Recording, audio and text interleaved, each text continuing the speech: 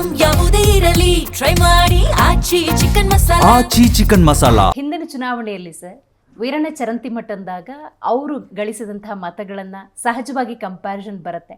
Difference ನೋಡಿದ್ರೆ ಅವರು ಆ ಸಂದರ್ಭದಲ್ಲಿ ಸೂತಿದ್ದು 5,000 ಚಿಲ್ಲರೆ, ಈಗ 22,000 ಅಂದಾಗ ಅಹಿಂದ ಮತಗಳು ನಿಮ್ಮ ಪರವಾಗಿದ್ದಾವೆ. ಕಾಂಗ್ರೆಸ್ನ ಗ್ಯಾರಂಟಿ ಯೋಜನೆಗಳನ್ನು ಒಪ್ಪಿಕೊಂಡಿದ್ದಾರೆ ಜನ, ಮತ್ತು ಈ 3 ವರ್ಷಗಳ ಆಡಳಿತ ಹೆಂಗಿತ್ತು ಅನ್ನೋದಕ್ಕೆ ಈ ಮೂಲಕ ಫಲಿತಾಂಶದಲ್ಲೇ ಕೊಟ್ಟಿದ್ದಾರೆ ಅಂತ ಅರ್ಥ ಮಾಡ್ಕೋಬೇಕಾ ನಾವು? ಹೌದು, ಈ ಫಲಿತಾಂಶನೇ ದಿಕ್ಸೂಚಿ. ಮುಂದಿನ ಚುನಾವಣೆಗೆ ದಿಕ್ಸೂಚಿ ಅಂತೇಳಿ BJP ಅವರು ಹೇಳಿದರು. ಈಗ ನಾನು ಅವ್ರಿಗೆ ಹೇಳ್ತೀನಿ, ಇದೇ ದಿಕ್ಸೂಚಿ. 28ರ ಚುನಾವಣೆ ಕಾಂಗ್ರೆಸ್ಸಿಗೆ ಲಾಭ ಆಗ್ತಕ್ಕಂಥದ್ದು. ಒಟ್ಟಾರೆ ಮತದಾರರಿಗೆ ನಾನು ವಿಶೇಷವಾಗಿ ಅಭಿನಂದನೆ ಹೇಳಬೇಕು.